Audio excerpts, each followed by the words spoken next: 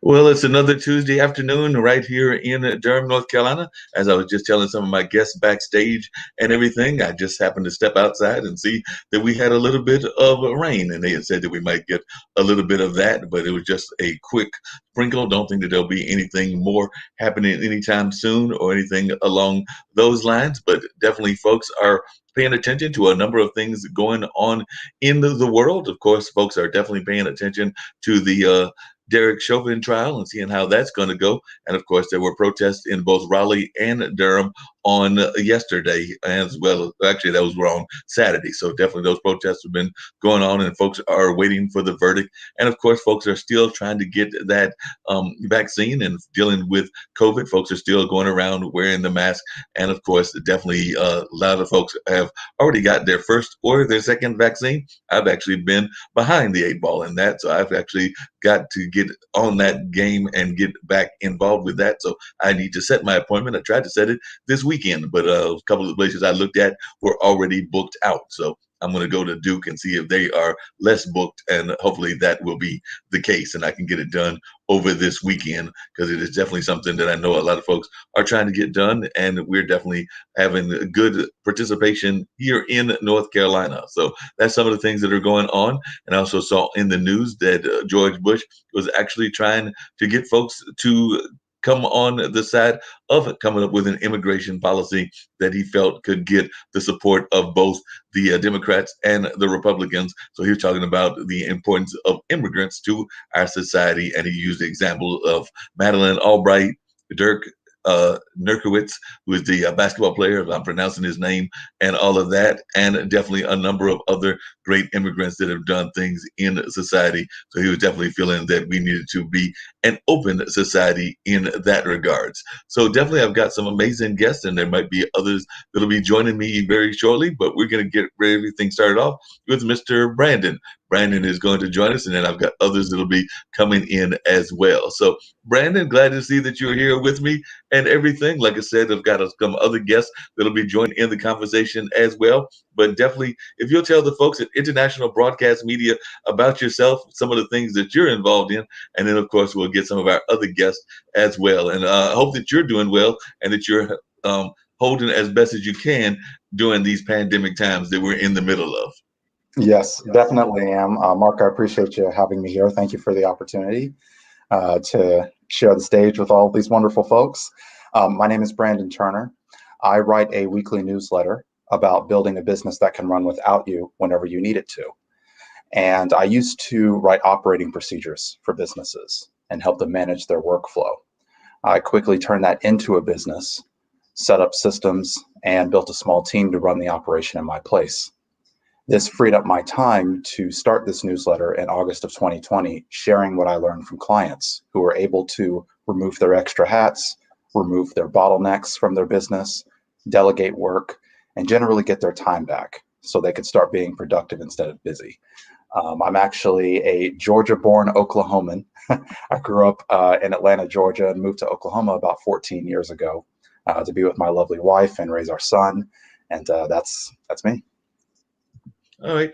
And are you finding that more people are having to use your services now because of what's going on with the pandemic? I'm thinking that we're seeing a lot more people that are doing things virtually, even in the workforce. I'm hearing a lot of people that are talking about this hybrid society that we live in and all of that. And definitely even some of the jobs that I'm involved in. I know that I work with a grading company, and we used to do it in a physical location, but now we're doing quite a bit of it online. And then I've got friends that are in various businesses. And of course, even my educator friends, part of their time there is with their students in a physical space, but then they're also doing a lot online as well. So I'm thinking a service like yours has actually been picking up during this time. So it might even be one of those jobs that to some degree is recession proof. But I was wondering your thoughts about that.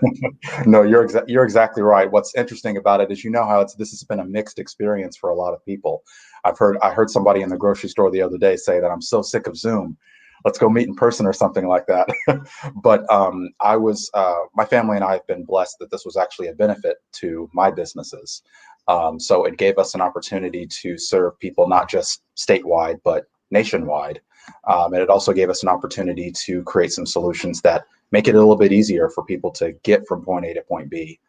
in their journey, whatever it is they're struggling with. So it's been good in that regard. So I mean, I've been I'm in favor of online, of being able to interact online for reasons like this show and others. But I totally understand the, what do we call it, the pandemic fatigue. What Right. is it? Yeah.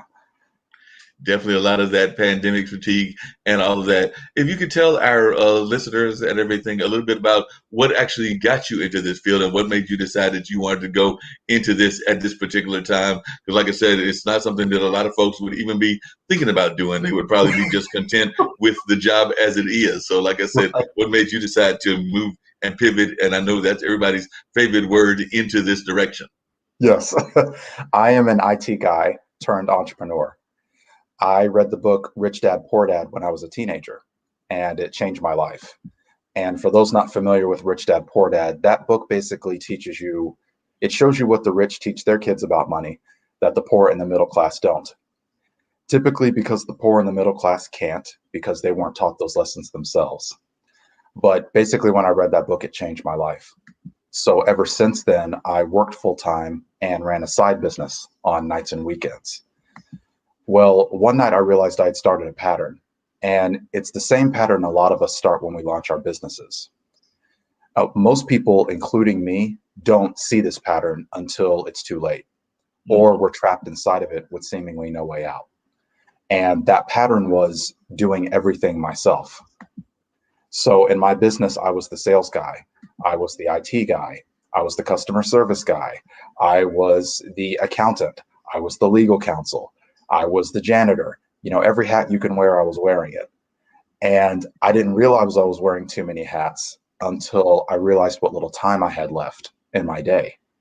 You know, and since we have the same 24, I had the same 24 hours in a day as everybody else. So something had to change, but sacrificing more of my sleep was no longer an option.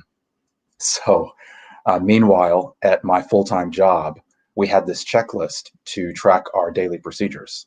So I would complete a task and someone would review it, and then they put their initials on the checklist. Then someone else completes a task and I review it and I put my initials on the checklist.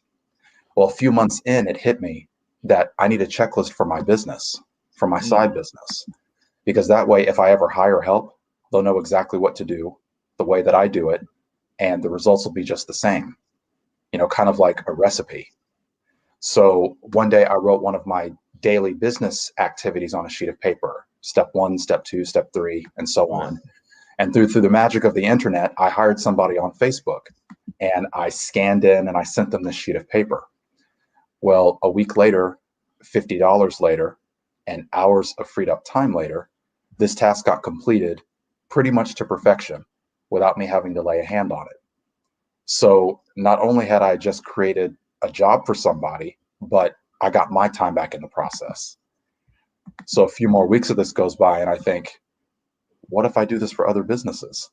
Mm. So that's when that's when I started writing procedures for other businesses, and that's what got me here.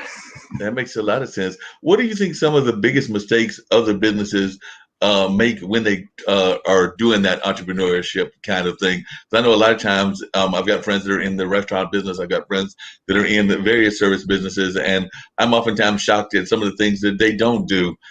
Even to the sense of, like, I know some businesses that have started businesses without a business plan, and I think that that's Right. a drastic mistake. I think that also I've seen businesses that are public businesses that don't necessarily have a PR plan, and I think you definitely Right. need to have a PR plan as well. So I was just wondering, what are some of the things that you've seen that have shocked you when you talked with business owners?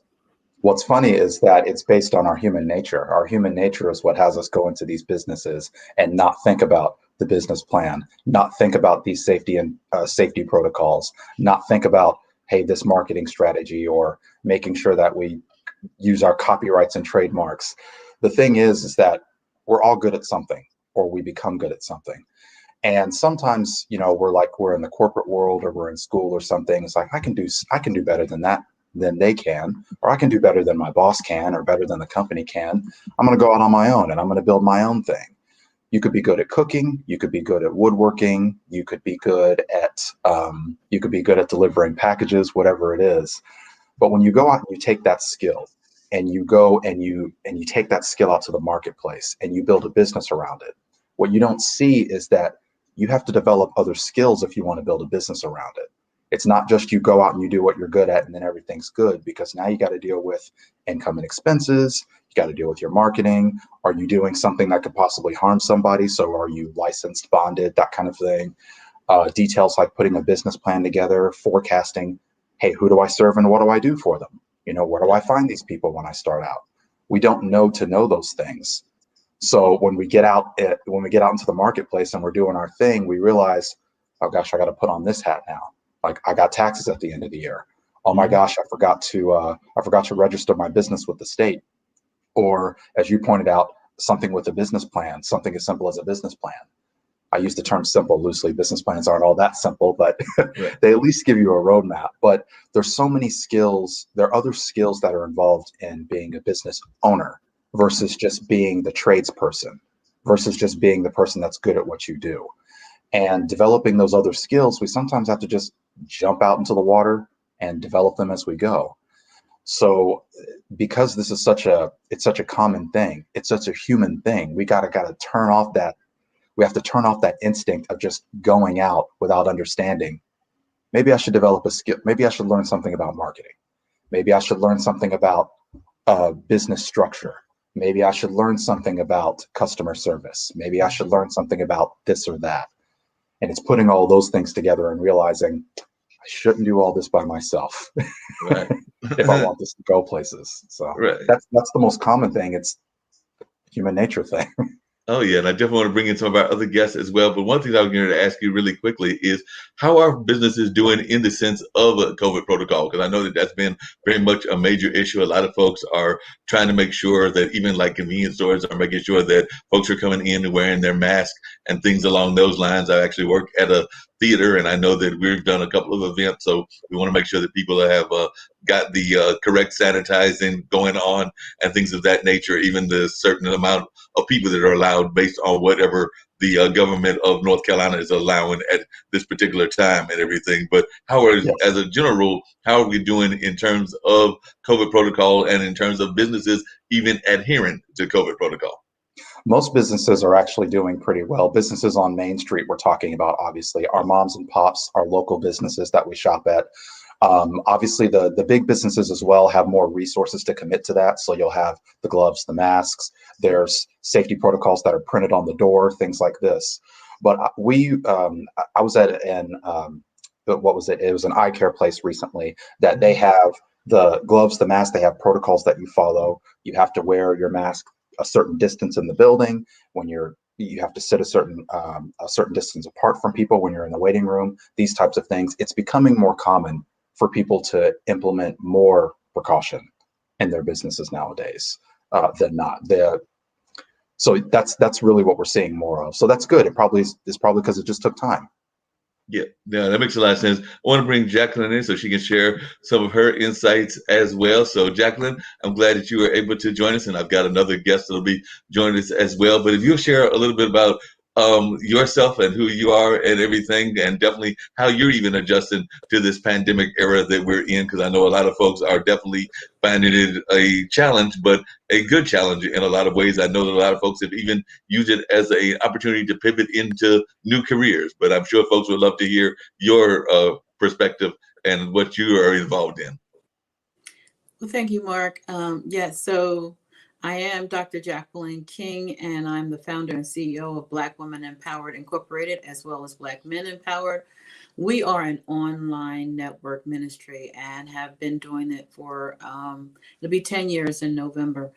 We have over 4 million followers on Facebook, thousands of followers on LinkedIn, Instagram, TikTok, just about every social media platform that there is. So ours is really an empowering network ministry. We have just recently branched off to launch our own streaming network. So we have bwenetwork.com, and we also are on Roku. And we're just launching another business, a membership, which is Black Women Empowered Incorporated. So for us, everything has been virtual anyway. That's how we started. So really, the pandemic didn't really affect us at all because that's what we had been doing. We just do more with Zoom because we do a lot of interviews like you, and a lot of our our broadcasters, they come on, they create their own shows, they have their own Right. episodes, they create them on Zoom, and then they get moved over to our network, our platform. We also have original content docu-series that we're doing. We're in the process of completing a docu-series on um, autism. We did Mm. our first series on it's called The Call. So it's about different people who have a call in their lives, and they're telling their story from beginning to end and what it took. So we have a lot going on. It's really a African American network. It's for us, by us.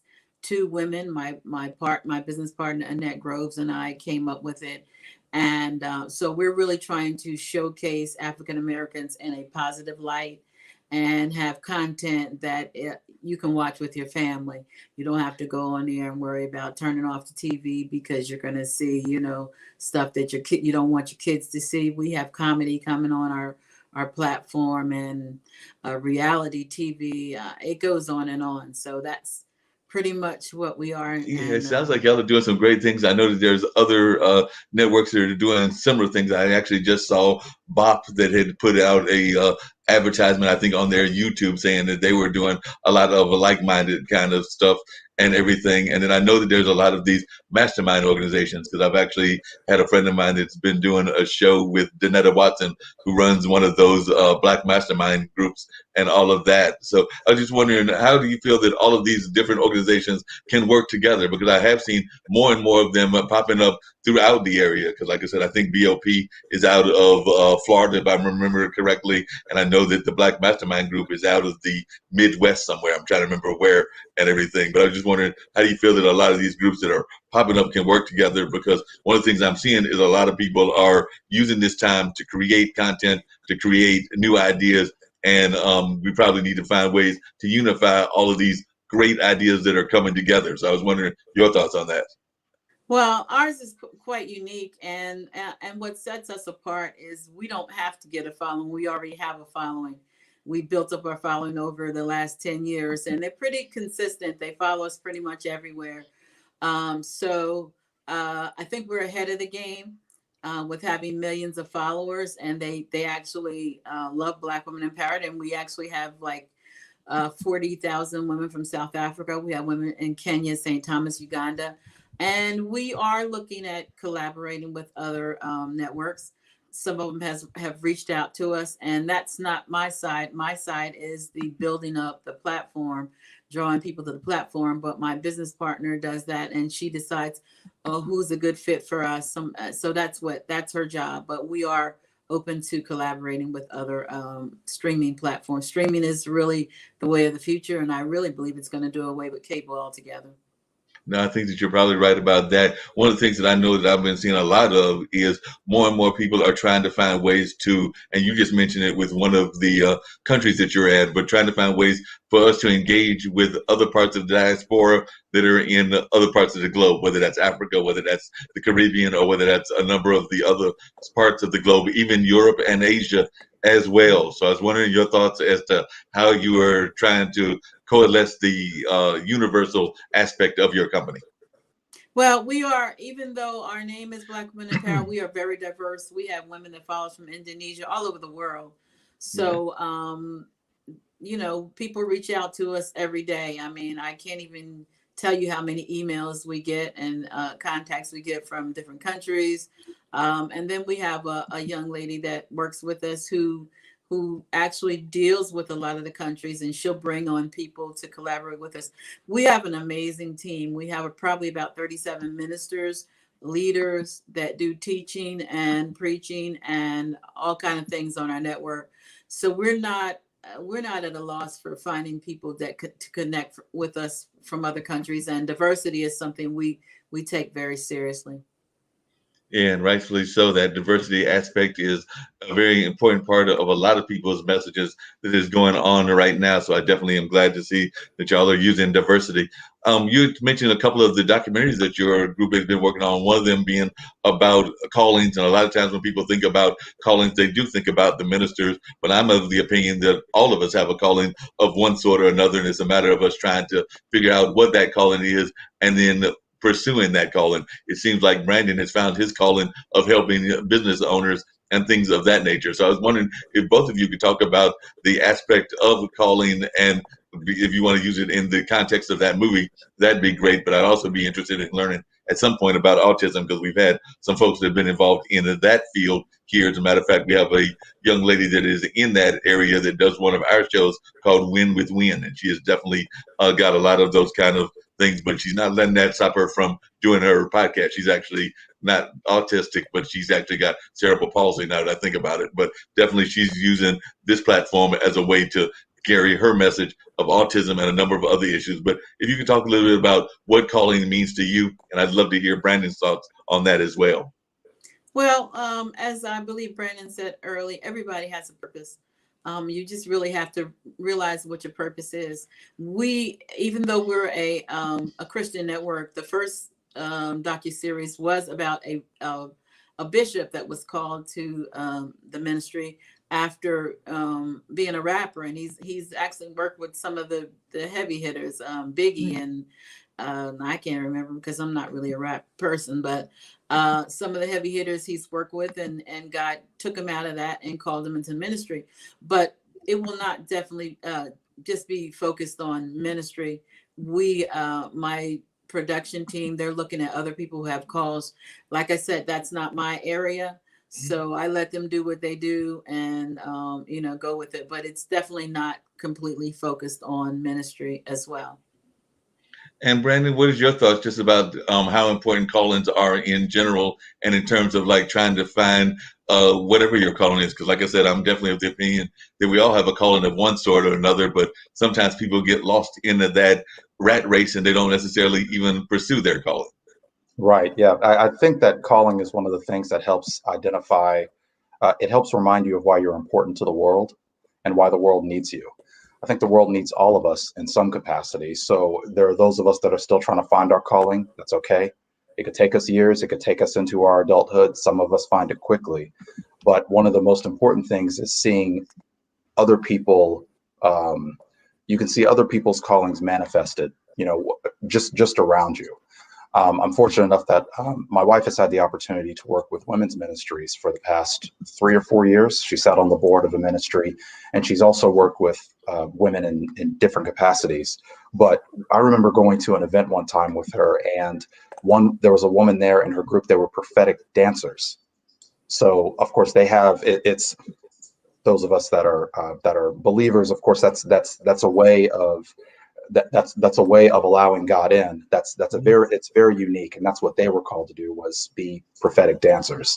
And then you meet other people that have been called to make a difference in the world in business, make a difference in the world in art, make a difference in the world in sports or in music. And there are examples all around us of people that have been able to realize their calling, and hopefully that's inspiring to the people that haven't found it, maybe believe they don't have one. I think those of us who have found it have a responsibility to help elevate the others, or help show others that the world needs you too. You just have to find out what that thing is for you. So calling is very important, especially in that regard. No, I definitely agree with you on that and everything. Could you talk a little bit, and I'm going to bring in our other guests and everything, Jacqueline, about how not just with Zoom, but other ways that the whole pandemic has impacted the growth of your business? Like I said, you definitely mentioned that it has had more people going virtual, but I was wondering some of the other impacts that this whole pandemic has had on what's going on, and also has any of the movement that we've had around our youth and Black Lives Matter also impacted some of the work that you've been doing as well?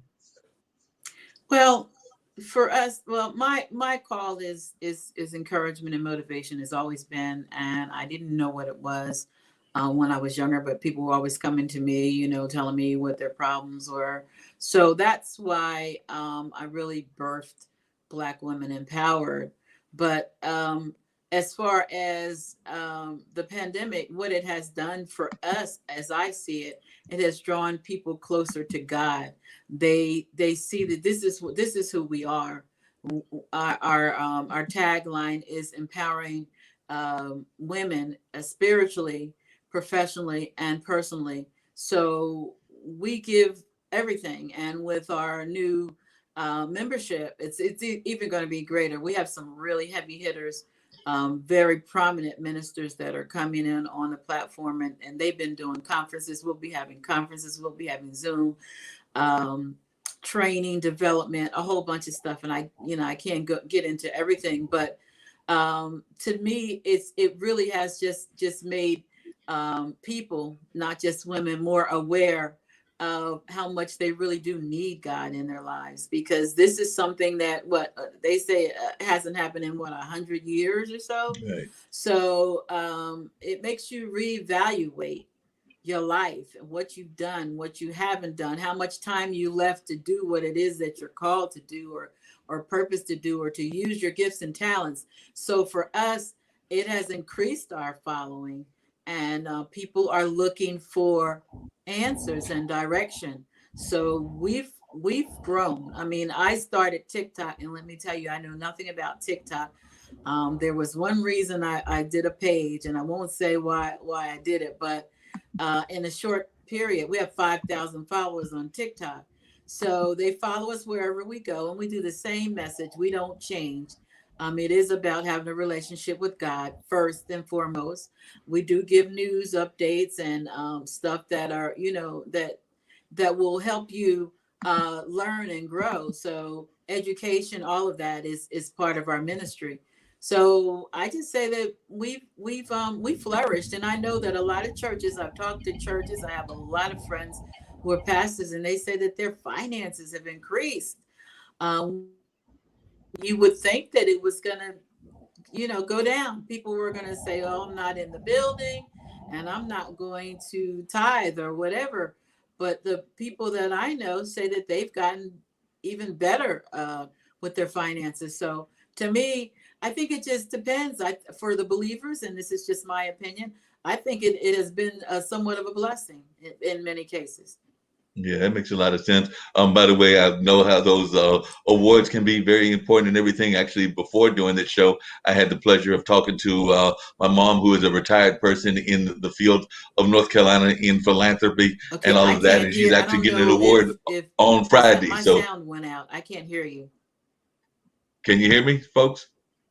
I can still hear you. Okay, I can sorry. hear you. I You can hear back, you guys. too, Jacqueline. I can't hear anything. I don't know what happened.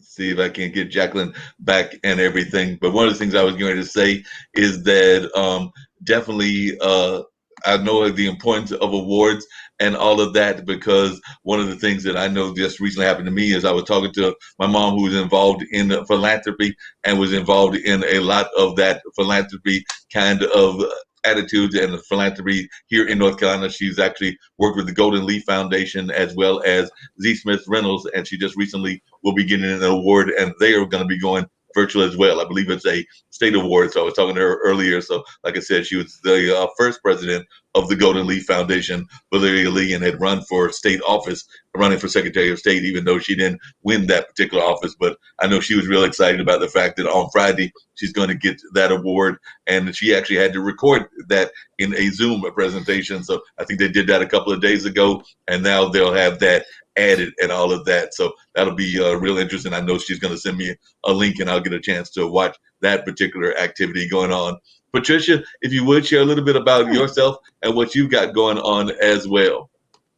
Thank you so much, Mark. My name is Patricia Gent, and I founded Resiliency Reframed. And in my business, my mission is to create a space to help women revitalize and reconnect through their mind, their body, and their spirit. So specifically, I help high-achieving women start to prioritize themselves and create a life of balance and alignment. And I do this through coaching as well as Kundalini yoga. And through that, many of our clients have been able to tap into their creativity and start to create a life of flow. So my past experience includes being a registered nurse. I have my master's in leadership and management and a Lean Sigma Green Belt. So I've actually been able to merge these skills and interweave them with the Kundalini yoga practices to actually help people create consistency so they can create that lasting change in their life. Two things that I do have coming up is actually I am part of a multi-authored book called Legacy Speaks. That's all about stories of transformation. That's coming out May 7th, 2021 on Amazon. And we are actually going to be starting our second round of group coaching called Subtle Shifts, helping high achieving women move from burnout to balance. And I'd be curious to hear from both you and Jacqueline. What are some of the things that you have found that the high achieving women are having difficulty with? Because I know that even here, I oftentimes find that sometimes they have a hard time even adjusting to the fact of having that status. I know that I've got some friends that are definitely high achieving women. They're definitely love being in that space and everything, but they sometimes feel that the rest of society doesn't give them their just dues or their just respect. And sometimes they also run into problems in their social life as well, because sometimes they don't get as much respect as they would like. And of course, we know that there's the big pay gap that exists as well. So just wondering some of the ways that you feel that some of the issues that you feel the high achieving women are dealing with, and some of the ways that they're coping with it. Well, one of the things I just wanted to mention, I guess, with that is that what I've seen, and this is something I saw in myself too. I'm not, coming across like, I haven't been through this. I definitely had work overtake my life. Work was my priority, and it did reflect in my personal life as well. And one of the things I think that I learned more than anything is that, we have this construct of time, and we think if we put enough time and energy and focus into something that we're going to be able to recreate it and shift it. But really what I've learned is that's really more about connection. And you could say it's your connection with God or your spirit, but really it's your connection with yourself. And once we started to put some small, I would call them self-care practices in place, you really start to open things up and create some subtle shifts and changes in your life. And you really can start relating to yourself differently than what you did before. And once you start recreating how you relate to yourself, you find out you're actually changing the relationship that you're having with your work and with your partners. So I really would have to say that at the end of the day, we all think putting more time and more energy into work and all these other things is going to fix the problem. But I actually think that more than anything is that we really need to spend more time focusing on ourselves and more time in our own self-care and our own self-reflection. That makes a lot of sense. Jacqueline, what are some of the ways that you use in your own life, whether that's prayer, whether that's meditation, whether that's a jog or whatever? What are some of the self-care practices that you use, and how important do you think that is for the business community that you're part of? Well, first I want to say hi, Patricia. How you doing? Hi, Jacqueline. We call each other queens in our organization, so I'll say hello, queen. So I agree. I agree with Patricia as far as self-care and just private time. But here's the thing that I found in my many years. I actually retired from the electric company 27 years in New Jersey, and that is a white male dominated industry, if anyone knows anything about it. So what I learned that was very important that I noticed that women lack is the art of networking. Networking is so crucial because if you meet enough people and you network with somebody, is going to see the greatness in you. And that's what happened with me. Someone saw my talent and helped me to get to where I needed to be. And so I think that as women, we tend to shy away, especially if we're in a male dominated industry. We tend to kind of shrink down. For me, I've always been bold. I had a mother that was crazy bold. So it wasn't even an option for me.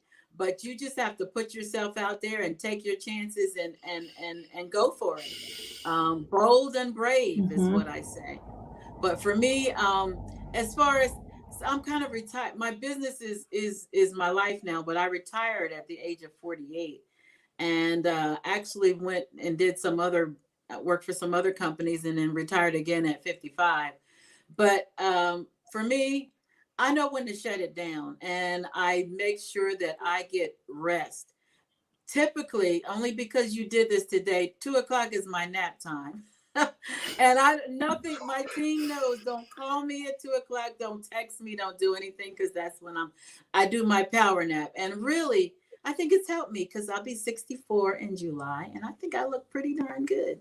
Yes. Um, but it really is, you have to take care of yourself. You cannot let people, if you allow, they will suck the life out of you and leave you Mm-hmm. Yeah. depleted. You have to know how much to put in and when to stop and when to say no. No, I definitely agree with you on that. One of the things that we've talked about on this show and on other shows that I've been part of on international broadcast media is those folks that will drain you. You actually alluded to them, Jacqueline, but I'd love to hear from all of you how you deal with the folks that are out there that are what I call the brain drain folks. That's actually what a friend of mine calls them, the folks that want to get your skill sets and don't necessarily want to give you the reward for it. My friend Ray Pascal calls it those that want to do the brain drain and things of that nature, and also how you deal with folks that want to be the dream killers, because I also know that there are dream stealers out there as well. So I'd love to hear from all of you your thoughts as to how you cope with both the brain drain individuals and the dream stealers. So I'll start with you, Brandon. For me, it starts with having a relationship with God. And so, whether you believe in God or the universe or whatever it is, believe in something. We all need to believe in something. So, for me, it was starting a relationship with Him, because what He thinks of me is what mattered the most. And and it was Him that put the desires of my heart in the first place, and made me think and dream big and believe that a Black kid from Georgia could end up doing what I do now and end up touching the lives that I've had the privilege of touching, whether that's team members, whether that's clients, whether that's, peers when I'm networking, whatever the case may be. So as far as, I'll start with the dream killers. uh, I, Nobody can kill my dream. Like I'm 10 years deep, at least 10 years deep into my dream. It's like not possible anymore. But I don't say that as if that's just a, I don't mean to say that cavalierly or flippantly. That's a really tough thing for a lot of people to break through, to keep others, negative forces from stealing your joy, stealing your dream, stealing your vision that was put there for a reason, or you came up with it for a reason. You still deserve to charge forward and just break through. And like Jacqueline said, be bold and just get after it. As far as um, and really just in general, as far as everything else, I so you talked about, Mark, you were talking about dream killers, and what was the other one? First one? Those that are like want to, my friend calls it those that will do the brain Brain. drain. So they will get a lot Yeah. of the information, but not necessarily want to give you the rewards that you need for that information, whether that's financial or whether that's time, or there's various ways that you can be rewarded. I mean, it's not always financial. Yeah, I had some ugly experience with that early on in my business, because I was just learning and it was new and I didn't know better, and I had to prove myself and prove I could get results. Well, once I did, that became that became my shield, basically, against those types of those brain drainers. You have to learn when to say no. If you say yes to one thing, you're saying no to something else. So just be aware of what you're saying yes and what you're saying no to. Is somebody a tire kicker? Is somebody wasting your time? Do you have an opportunity to help somebody that doesn't want to help themselves? And if are they there to, all of us here, it took time for us to get as good as we are at what we do, to learn what we do, to develop into what we've become. That took time, that took research, that took sacrifice. And for somebody to come in and to want to just snatch that from you over a coffee, or maybe asking you for a consult and they don't want to pay you for it, or whatever the case may be, that's the kind of thing that can bring you down. And if it's bringing you down, that's going to hurt the people around you that you help lift up. So it's something that you have to learn to deflect. And it just requires saying no more often and knowing when it's a good time to say no, I think. Yeah, but definitely agree with you on that. What are your thoughts on that, Patricia? Oh, well, the first thing that came to mind was I say a quote or a mantra, whatever you want to call it, really. And it was, anyone that is judging you is not doing more than you. And anytime someone is giving some criticism, if you really take a step back for a moment, they're not doing more than you are. They maybe are in the same space that they've been for the last, 6 months, 1 year, 2 year, and 5 year. So the people that are the ones that you should listening to are not the ones that are knocking you down. They're the ones that are standing next to you and are trying to build you up. So that's a big one. The other piece was it the brain drain? Right. Healthy boundaries. And yes, I can't say I'm much different from Brandon. I have had that experience myself where I probably gave a lot for free. And it totally drained my energy. But, it was also a learning experience. And it taught me that, we all use the talk of what boundaries that we have in place. Jacqueline does a great job, obviously, of keeping her healthy boundaries, of having her 2:00 nap time. She knows exactly what she needs, but there's a lot of people that struggle with communicating the boundaries and upholding them, even before figuring out what that boundary needs to be. So I think that's really the 3 part is, identifying what boundary you need to preserve your energy after really recognizing what's depleting it and what's uplifting it, but then communicating that boundary. Yeah, that makes a lot of sense. I definitely believe in communications.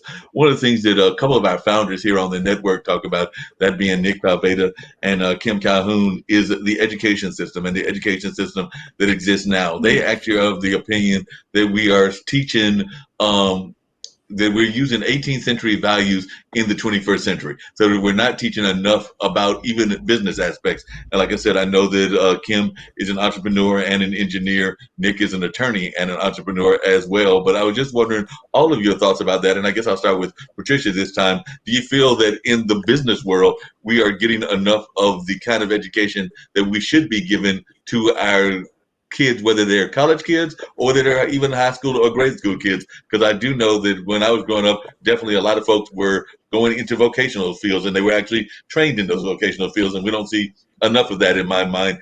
Yes, there are courses in STEM, but I don't know that there's even a strong enough emphasis on that. But I was just wondering y'all's thoughts as to how we are doing in terms of making sure that business is being taught to our young people. If there are any initiatives that y'all are part of that are helping those young people, please share that as well. Can I chime in, because I didn't get to say mine on the Dream Killers. I'm gonna get mine in. Cause you just like let me. Y'all saw how you did that. Sorry for that, but get your part in on the Dream Killers. My opinion, is that okay? Yes, please. Thank you very much. Patricia likes me. I can tell she likes me. I do.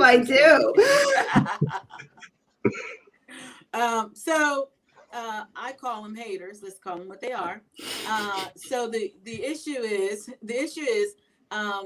sometimes God puts people in your life and he knows that they're going to be hating on you. He knows they're going to be trying to steal your ideas and all. And I've had that happen in the 10 years so many times. But guess what? God gave the vision to me. And my quote is, God doesn't give you a vision without provision. So these people come, I don't mind helping them. Even if they take it and start their own business, it's not going to take anything away from me. So I don't worry about that. Now I will cut you off like quickly. But the thing is, I don't mind sharing, even if you sometimes when people are using you. Isn't that right, Brandon and Patricia? Absolutely. You absolutely know. Oh, yes.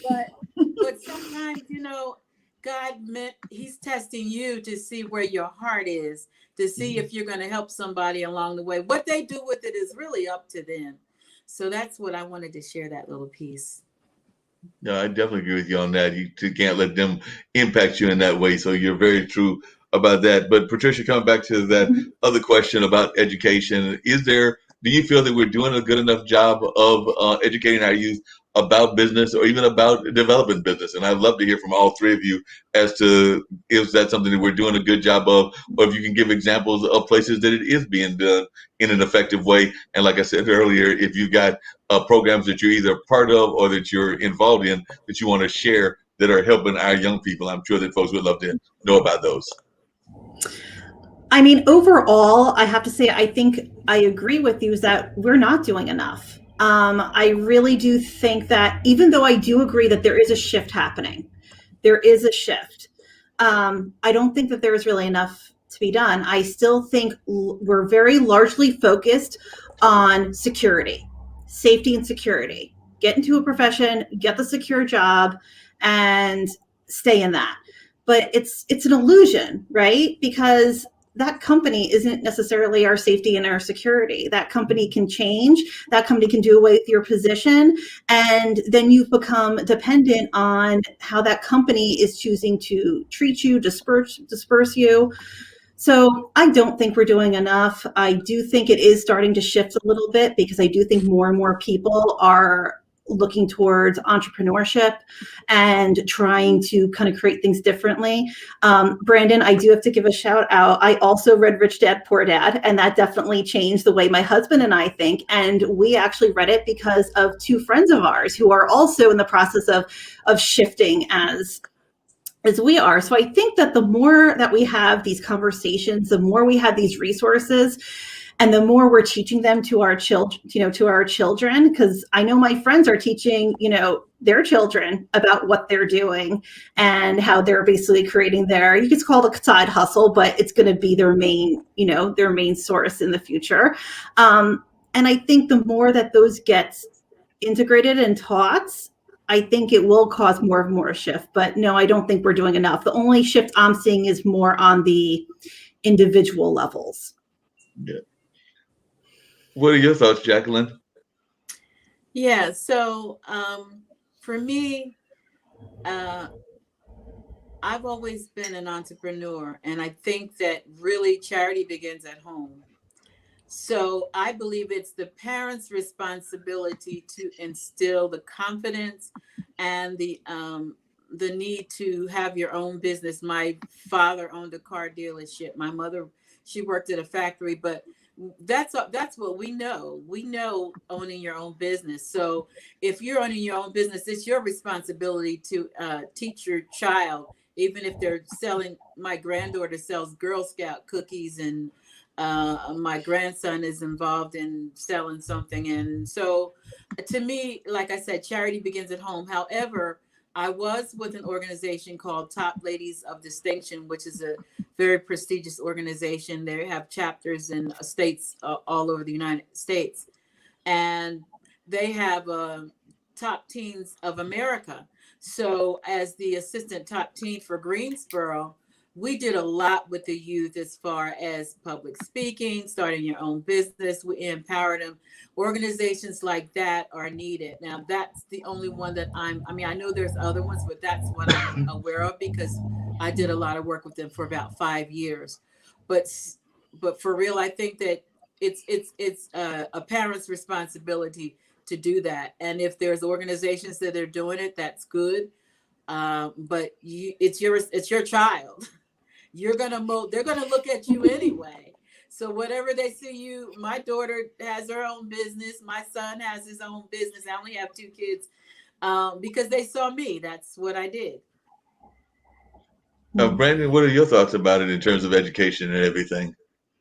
I agree with Patricia that we're not enough is being done right now, but there is a shift. I also agree with Jacqueline that it does start at home, because for me, it started at home because my mother owned a travel agency before the internet existed.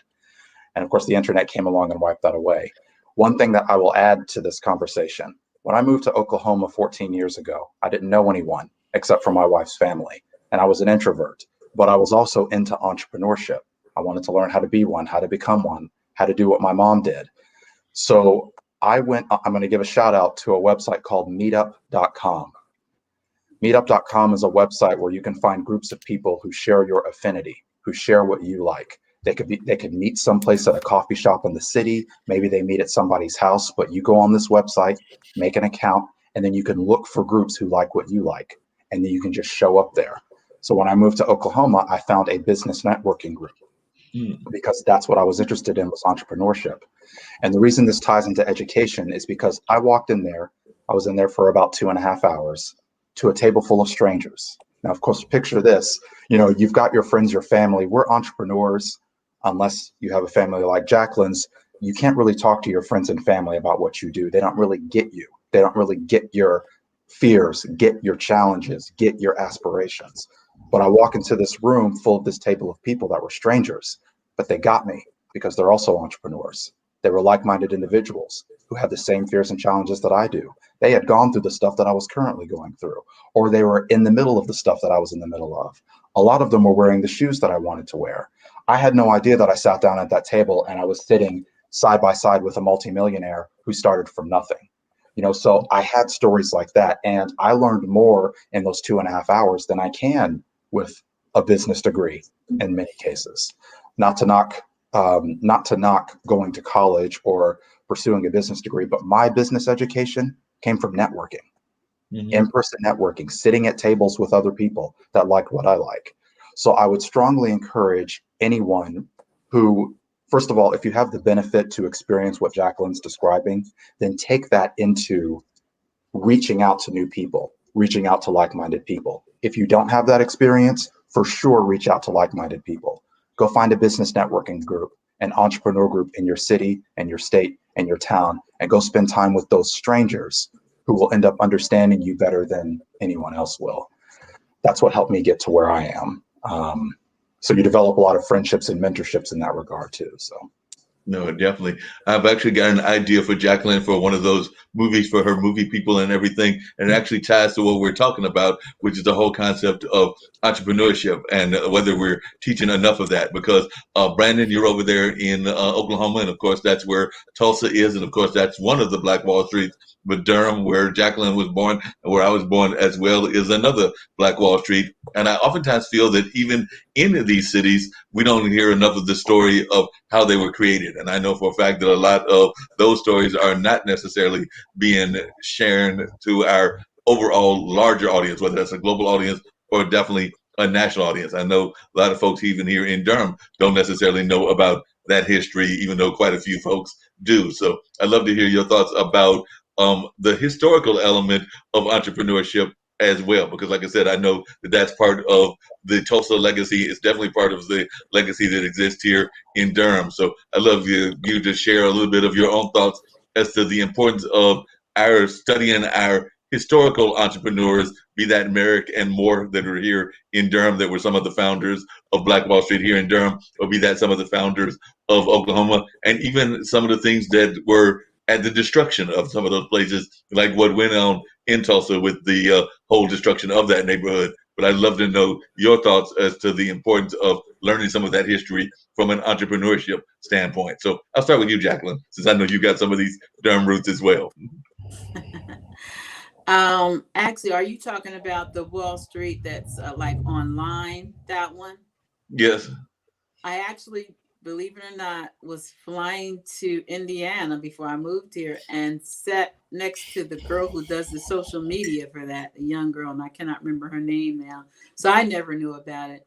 But history is important in every aspect. I think that the pandemic has allowed us more time to learn more of our history, where before we were just go go go and didn't really take the time. For me, it has anyway.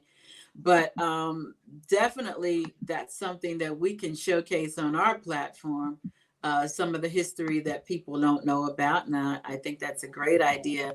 But it's very much needed because like the black owned banks, and a lot of people don't know there's a lot of black owned banks, but they don't, if you don't research it, you don't know anything about it. But I think it's important for us to know and for us to teach our children too, because in fact, that's empowering them.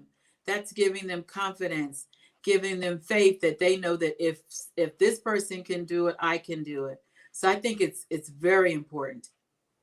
Yeah, I definitely agree with you on that. Brandon, what are some of the thoughts and what are some of the things that surprised you when you moved to Oklahoma in terms of its legacy and its history? Because I do know that Oklahoma has some very rich legacy. So I was wondering when you moved there and you said that the reason for moving there was because of your wife's family being from that area. But I was just wondering what were some of the things that surprised you about that legacy that you have since learned? Um, I was really surprised that it took so long for us to have a kind of a mass revival of that spirit that was there at the time. It's really tough to talk about because it was a very bloody and ugly experience. It was May 31st and June 1st of 1921 in Tulsa, Oklahoma, that took place, and it was a birthplace of independence and growth in the Black community, a powerful one, where there, so it reminds me of how so much of American history, human history, is so important. But as far as entrepreneurial history, especially, because all of us here at some point stand on the shoulders of someone else who laid a foundation for us. And whatever walk of life that we're in, it could be ministry, it could be business, music, sports, whatever. We all stand on the shoulders of somebody. And I think knowing that history and identifying, well, especially in the accomplishments that you make as an entrepreneur, you're trying to break through a wall or break through a ceiling, or you're trying to create an innovation. Somebody laid down a peg, or somebody laid down something that allowed you to pick it up and then take it the next leg, or pick it up and take it the extra mile. And I think digging into those stories really helps put in perspective uh, just how long people have been seeking calling, purpose, elevating their fellow man and woman.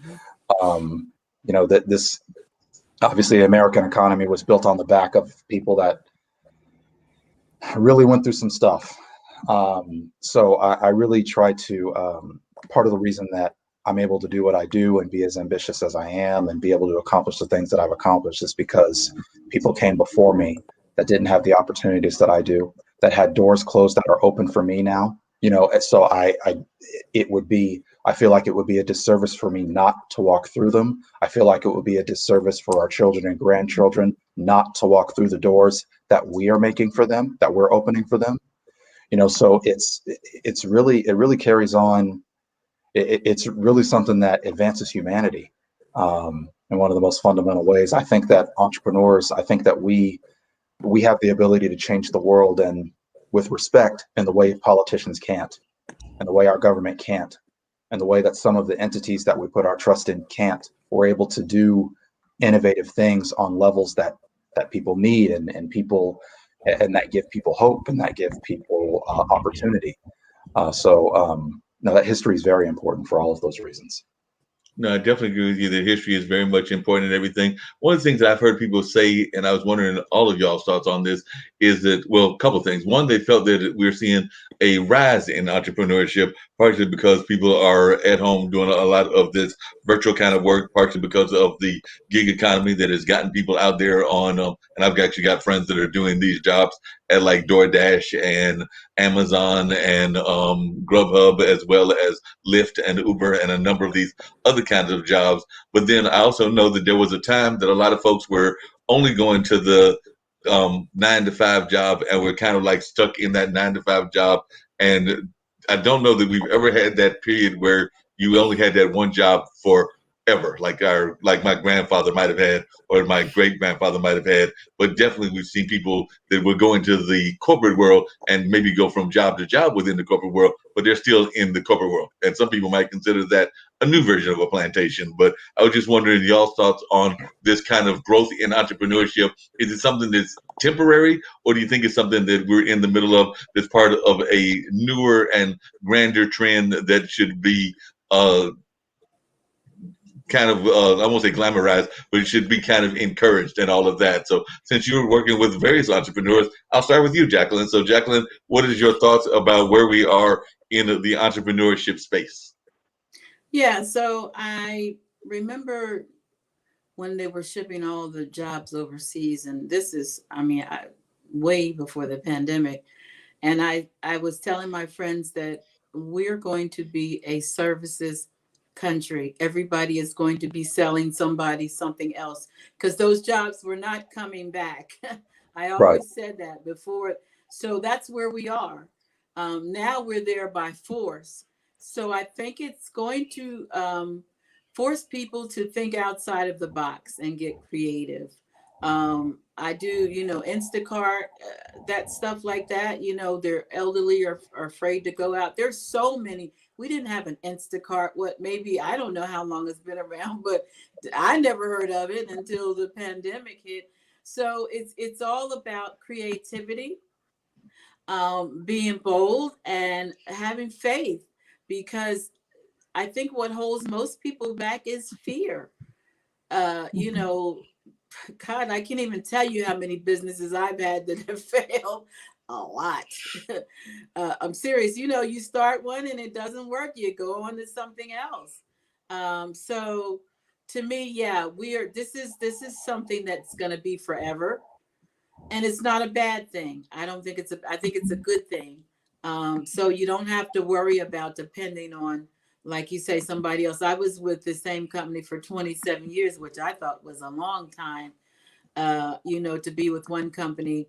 My kids, well, my son has his own company, but I think my daughter's had five, she's 34, she's had 5 or 6 jobs with different companies, and she has her own business too. But yeah, you just have to step out there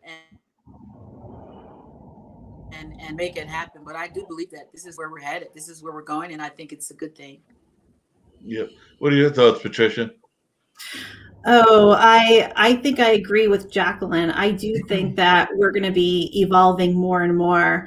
I was one of those people that, switched jobs every 2 years. And, the reality was my last 3 jobs were essentially a replica of each other. And I think that that's more pervasive than we may realize, is that when people are switching these jobs, we're looking for something. And, you think it's the job, you think it's the hours, you think it's the shifts, but it's just because you're not in complete alignment with, maybe it's the profession, and you do have this creativity inside of you, and you do want to create something new. And sometimes the structures that we're in right now is really holding us back. And so, yes, did COVID, maybe with lots of job losses that were a part of it as well, help push this? Sure. But I think we're resilient and we're creative. And, I loved how Jacqueline said that she had businesses that failed, because I think we need to start just, I would say, normalizing some of these things as opposed to pinpointing everything as good or bad. It's the same thing with emotions, okay, you're feeling anxious, you're feeling sad, you're feeling nervous. Okay, that's the emotion. And then we're going to move on, as opposed to staying with it. We're judging it. There's nothing wrong with you that you tried something and you failed. There's nothing wrong with you if you're feeling nervous. But if you move past it, that's really where great things can happen. Yep. What are your thoughts, Brandon? Patricia touched on something earlier where the pandemic has given us an opportunity to really think about where we are in our lives, the decisions that we've made up to this point, and what we should possibly do going forward, if we should pivot. I read Rich Dad Poor Dad 20 years ago, and back then they were talking about what is sometimes called the 40-40-40 deferred life plan. You work 40 hours a week for 40 years of your life to retire on 40% of your income. Now, you can make a decision to do that. Parents, grandparents have done it, all that kind of stuff. But that system worked because we were in a society at that time where you could stay with a company for your entire life, and they pay your pension, and plus you're getting paid by the government, and they'll take care of you. But when that went away, we didn't make the change. We didn't change our habits when that system was no longer there, where that was no longer viable. The pandemic, of course, accelerated our willingness to try something different, to change the trajectory of our lives. But I mean, this is something that's been an issue for at least 20 years.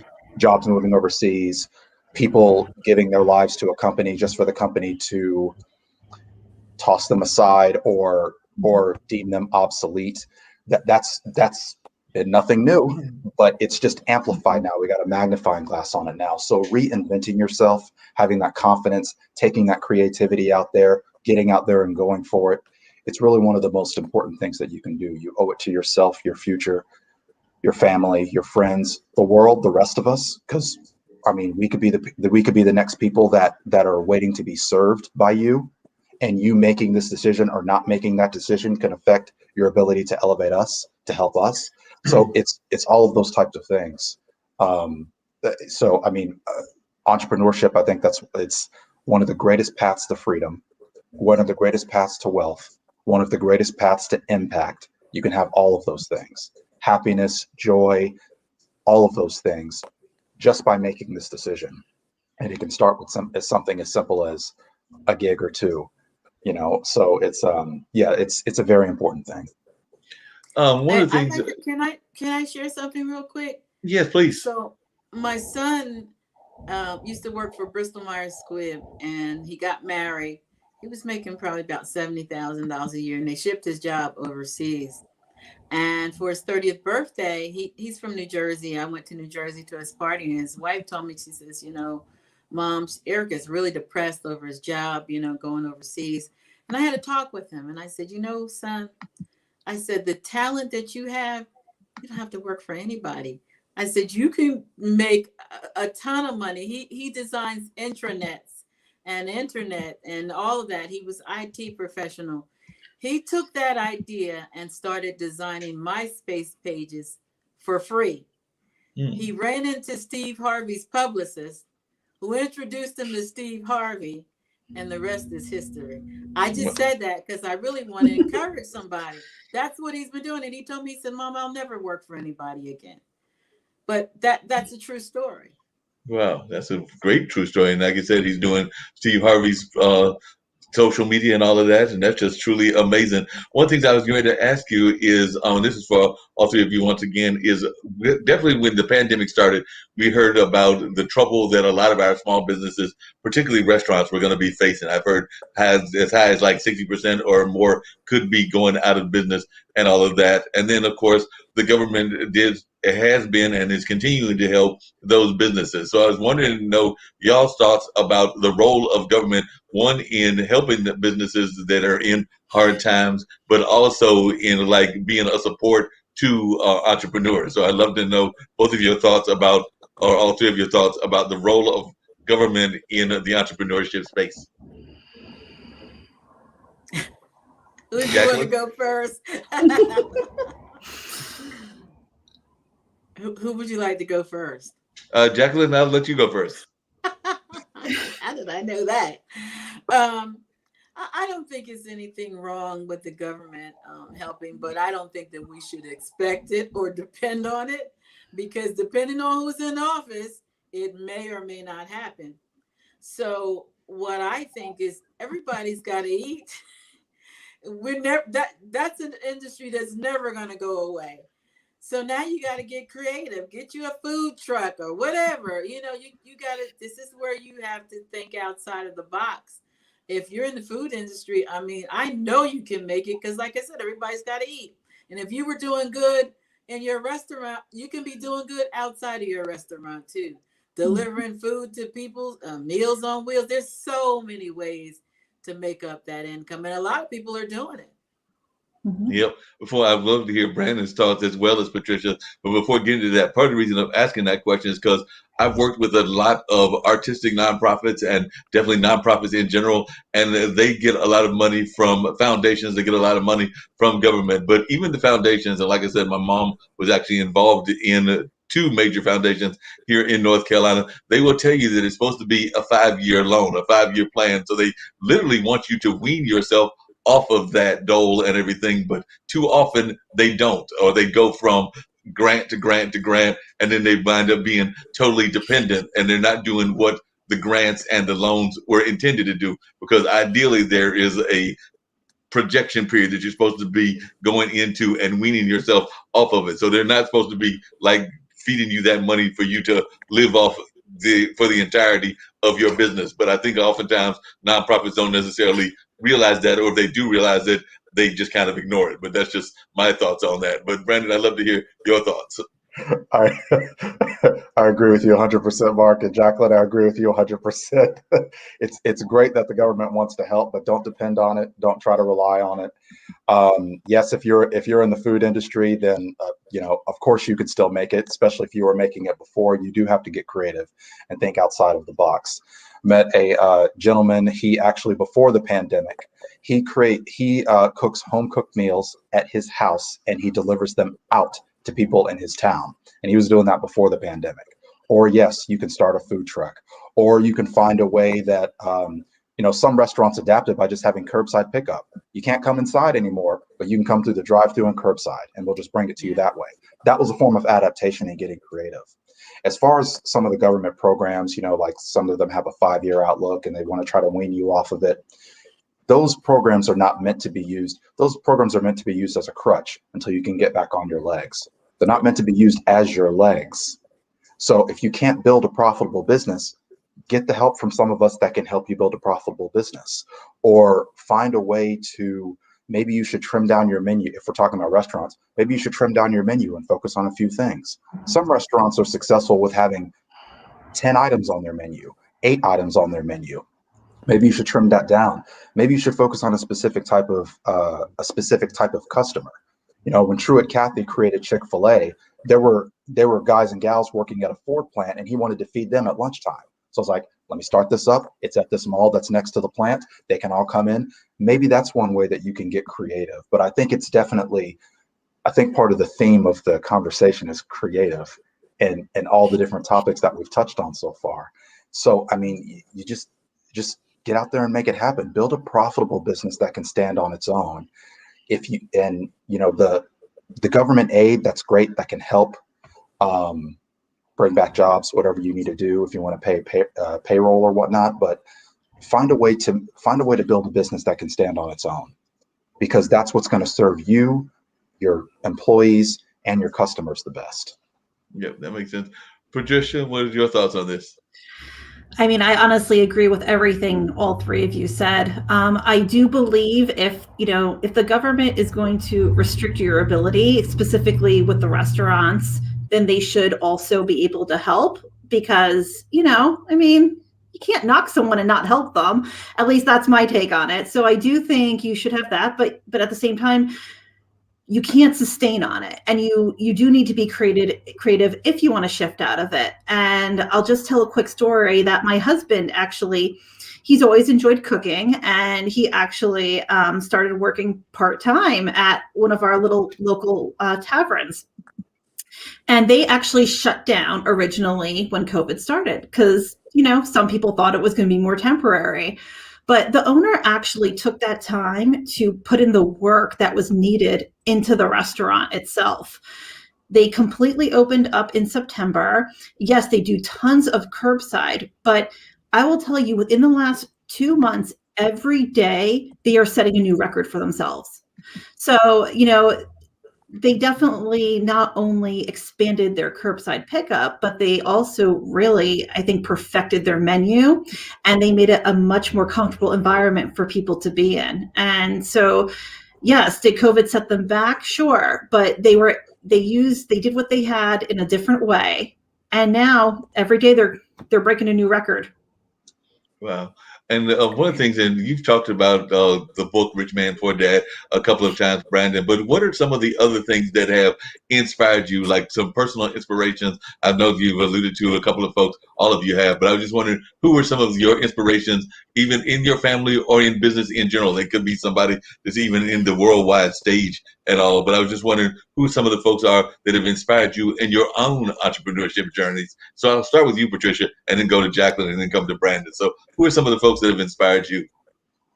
I would say there's 3 people that I always think are very inspiring. And my first would have to be Brene Brown, because I've always been a bit of a nerd myself. And I really loved that she took something that she loved, her research, and has really just built a wonderful, even community just from that. So that's definitely one piece.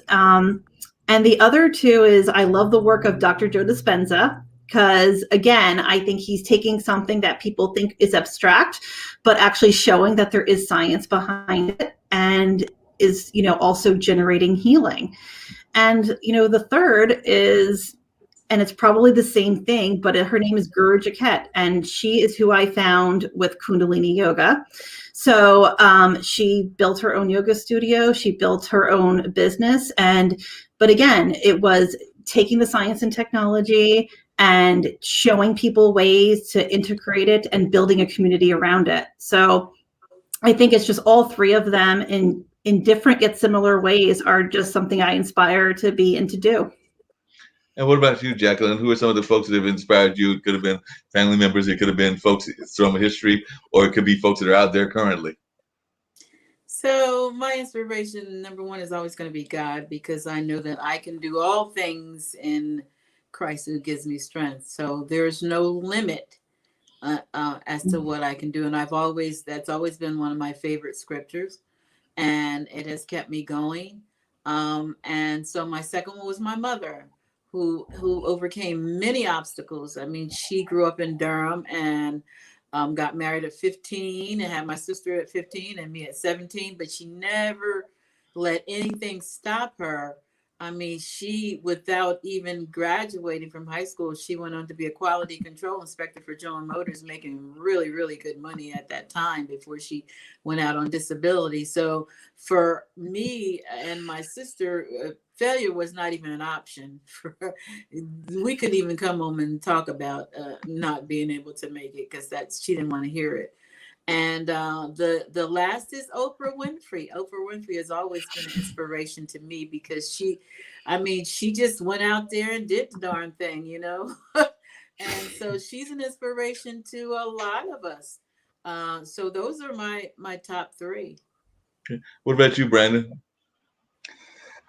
Starts with my mother. She was the black sheep of the family. She was one of the few in the family to graduate college. She was the one that went out and got, she started her own business. Again, she was in the travel industry before the internet came around, and then adapted after that.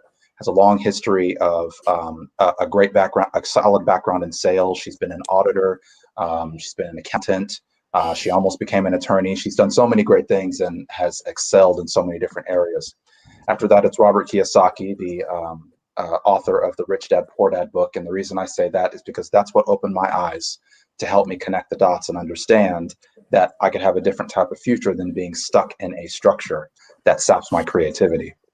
The third person would be Timothy Ferriss. He's the author of a book called The 4-Hour Workweek, which taught me how to build a successful business on the internet. The COVID allowed me to adapt my business. I used to meet people in person, go to their offices and things like this to do what I did.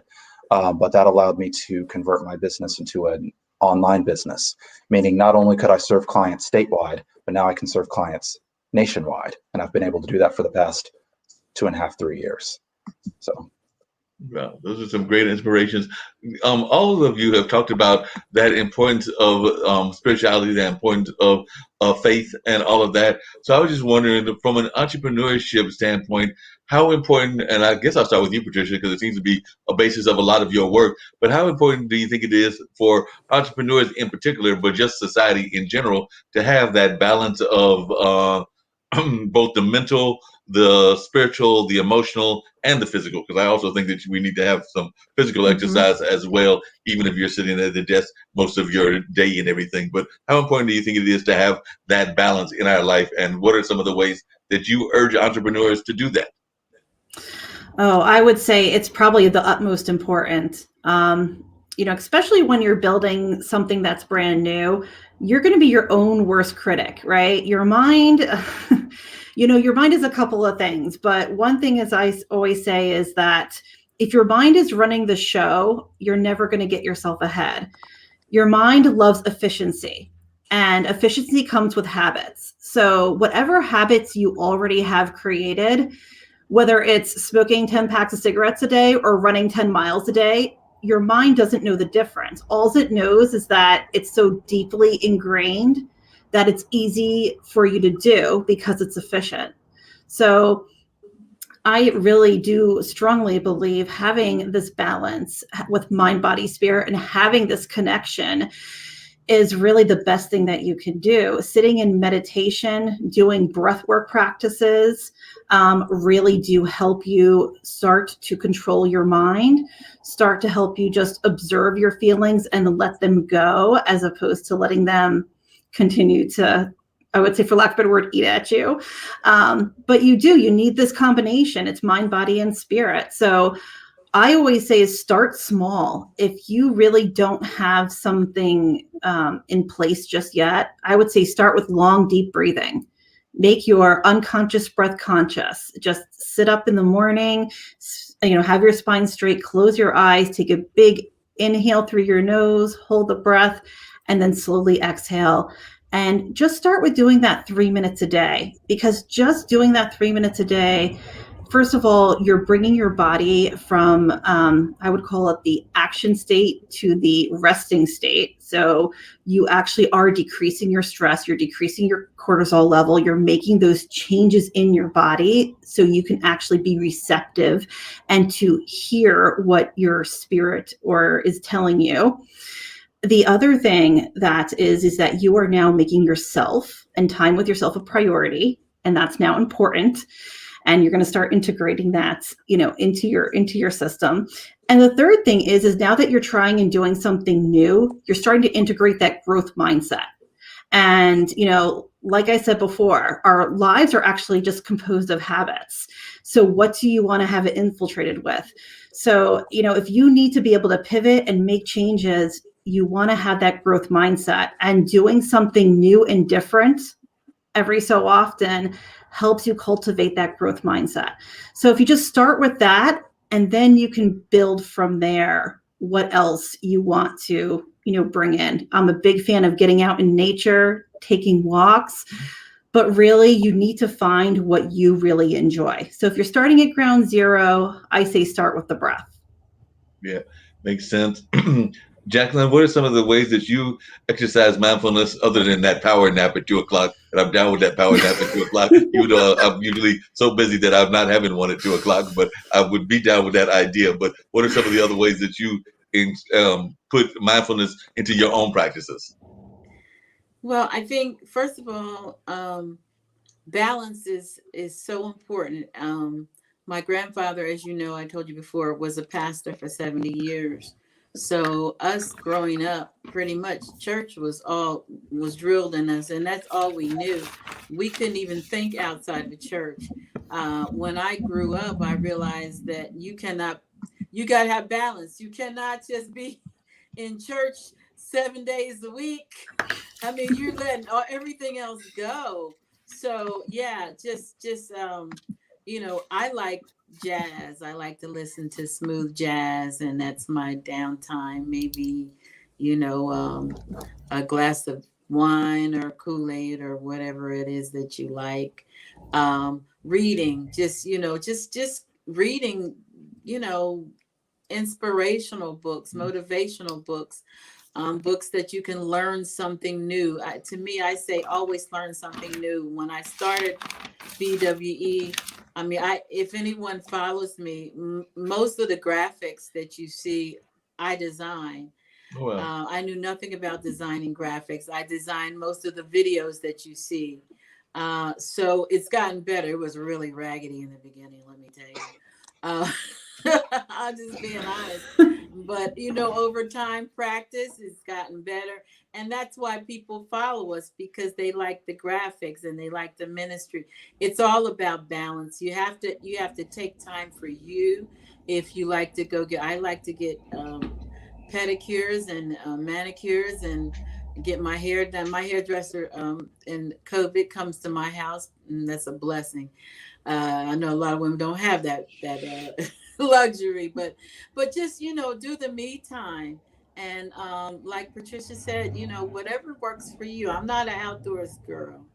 If I'm exercising, I open my garage. I have my treadmill in the garage. I open it and pretend like I'm outdoors. I let the breeze come through and get on the treadmill.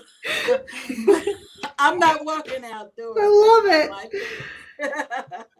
Yeah, it makes me feel like I'm outdoors. I can hear the birds and all that good stuff. But just balance is so important. in life. You just can't focus on one thing because first of all, you're going to burn out. That's for sure. You're going to burn out if you're just doing the same thing over and over again. So those are the things that I do. And then family. Right. I FaceTime with my grandchildren all the time. They are hilarious. And they make me laugh. So family is very important to me. Spending that time, I FaceTime with the little guy who's 4 every single day, and he tells me what he's doing, and so that's how I keep it all together.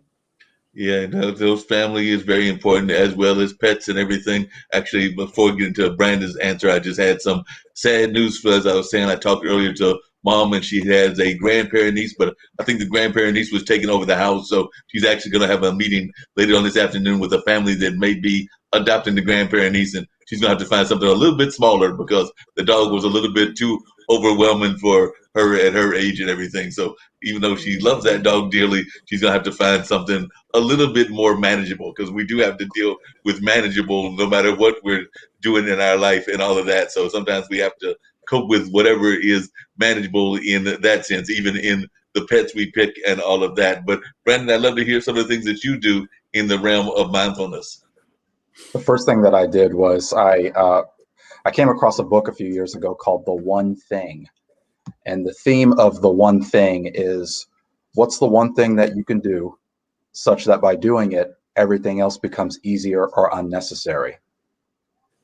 And you to ask that question in every area of your life: personal, relationships, financial, your business, spiritual, whatever. And when I found out what my one thing was, it helped me focus a little bit better and relax a little bit better. The other thing that I do, the reason that my mission is to help people build businesses that can run without them whenever they need it to, is so you can take that vacation that you need, so you can take that personal time that you need, pour back into your health, pour back into your family, whatever it takes, while that engine that is your business can keep going. So I do an exercise to get there and help clients get there. It's called Do It, Delegate It, Do Away With It. And real briefly, you're creating a to-do list, a to delegate list, and a to do away with list. So whenever you have something that you need to do in your business, you run it through this filter. And here's how you make the lists. If you need to do an activity, ask yourself, is this activity something I enjoy doing in my business? Building my website, talking to clients, whatever it may be. Do I enjoy doing it? Answer yes or no. The next question you ask, is this activity income generating? Because obviously cash flow and revenue is the lifeblood of our businesses. Yes or no. And then the last thing that you ask yourself is this activity an obligation? Excuse me. Answer yes or no. Your answers to those 3 questions will determine whether the activity goes on your to-do list, your to delegate list, or your to do away with list. Once you've got those lists filled up, you know what you need to get rid of, what activities you don't need to be doing. You know what you need to hand off to somebody else so they can do it in your place. And you know what you need to keep yourself. So maybe you can time block, which is setting an appointment with yourself to get a specific task done. That exercise has actually opened the doors for people to get their time back. I opened by talking about we have the same 24 hours in a day as everybody. What are you doing with that 24 hours? How much of it do you have? If you can't even establish the balance because all of your time is eaten up doing all of these things, you've got to get that taken care of first. And this exercise I found is one of the most effective ways to get people there, and myself. So I use that regularly. Sounds like a great thing to do and everything, but I do have to ask you, you said that there was one thing and you never said what the one thing was for you and everything. So I'm curious Sorry. if it's your one thing, and then I might just turn that question on to the other guests as well. And I don't think of my one thing, but what is the one thing that is there that you have to concentrate on all the time based on that answer? Walking with God, keeping God at my side, being at his, talking to him, having him involved in my self-talk. You know, when I'm by myself and when I'm thinking, have him involved in the conversation, run stuff past him, run stuff through him, and just continuing to walk with him.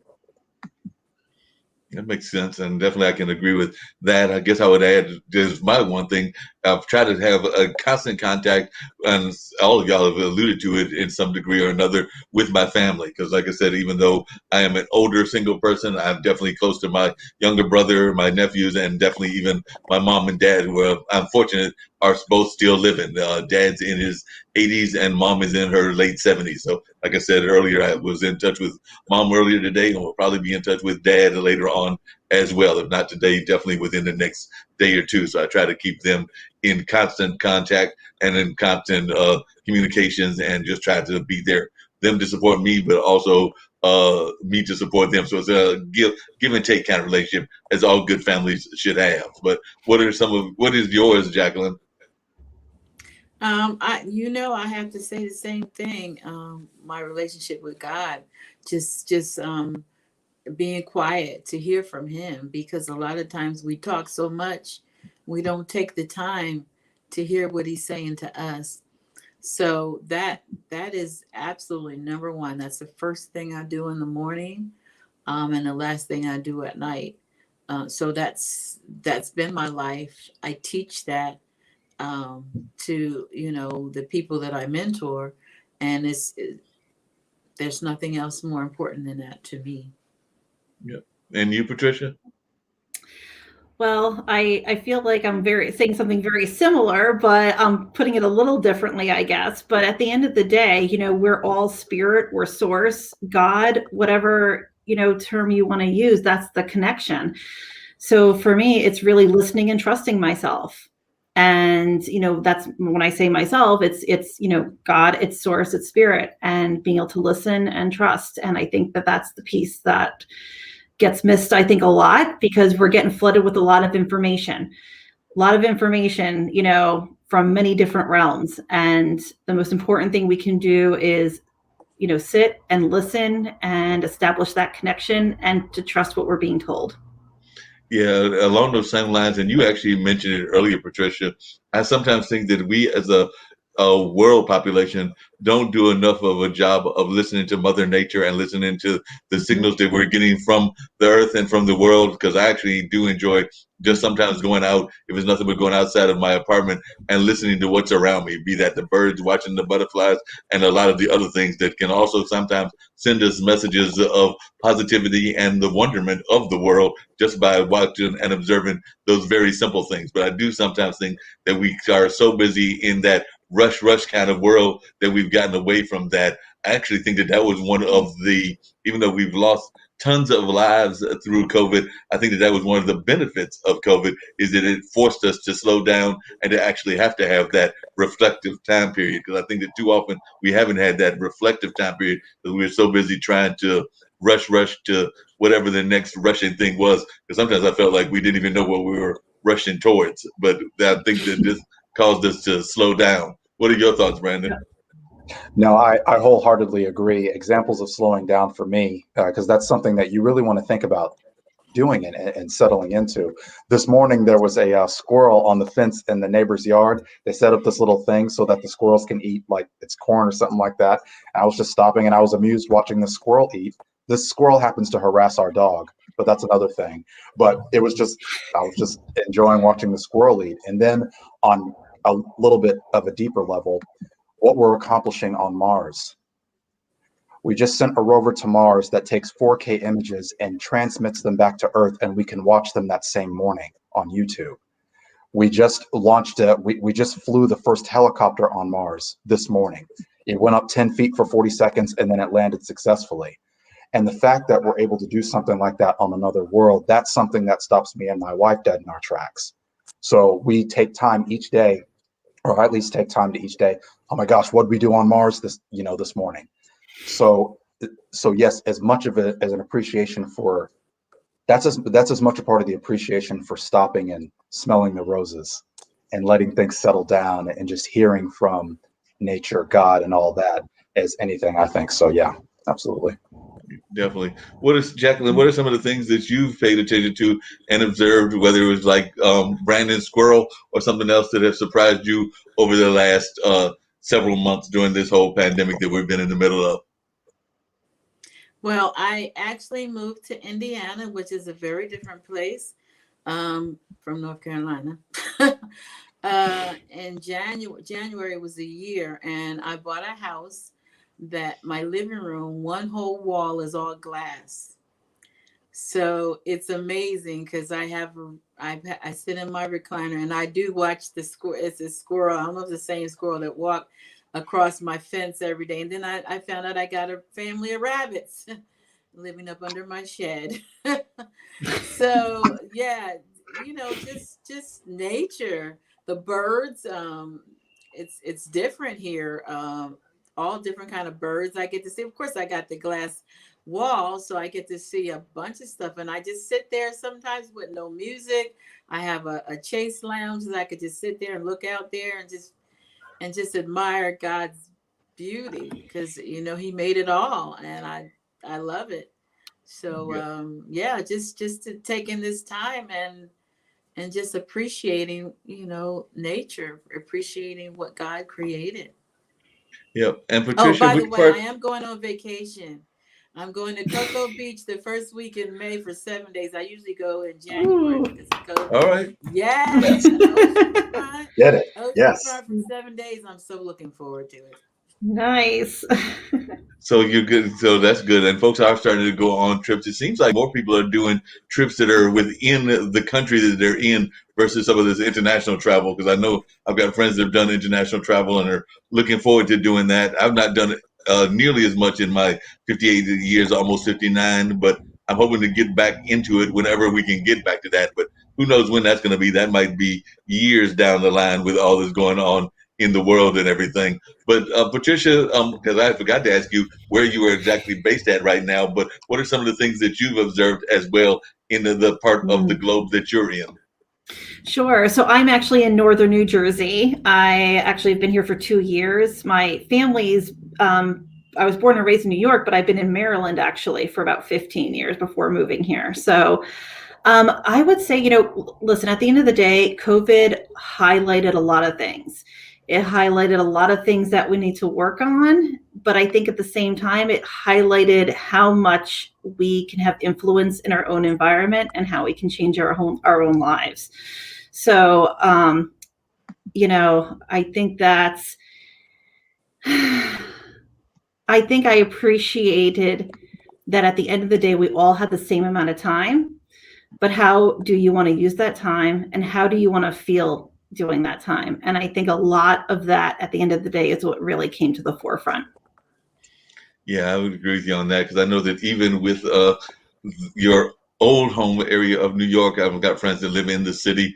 It Mm, totally changed a lot of their lifestyle because some of them were in jobs that have totally been out of business for a while. Because I do have friends that are in the theater community, and of course, they've been out of work for mm, a while and have gone into other jobs and all of that. But also just having friends that have lived in places like Manhattan or Brooklyn and just seeing the pictures they sent me, less so now because they are starting to get some more traffic, but still it looks nothing like what the New York is that we are used to seeing on TV and in communications with our friends because it is much more of a subdued yeah. New York or even a subdued LA than we're used to when you see some of those images and even some of the other parts of the globe like Paris and everything. So even though we're starting to see more bustling and even here in Durham we're starting to see more traffic, it is nowhere near what we had been seeing. And I don't know that it's going to be that way for a while. So in some ways, one of the positives, I guess, is that for those that do believe in some of the climate issues that are going on, it also seems to be improving the climate as well. So I know that there have been some leaders that didn't necessarily believe in climate change, but I'm not one of those. I actually think that we've been harassing the climate for a long time and we probably needed this break. So it's probably helped us improve the climate as well. So that's my thoughts. But would the three of you agree with me that it's probably made the climate a lot better? Brandon, I'll start with you. Yes, absolutely. I think the vehicle emissions went down tremendously, especially when we had the lockdowns or when the lockdowns were more common at that time. And yeah, it was never thought I'd see it. You never could have imagined it, but it's really something. It did make a difference, and it's really just about are we going to make the decision to nurture that, or are we going to, what are we going to do going forward? We all want to get outside, especially with it starting to get warm out. Certain parts of the country, we want to get back outside and not be locked in so much. And what's that going to mean? So yeah, it's it's for sure made a difference. And what are your thoughts, Patricia?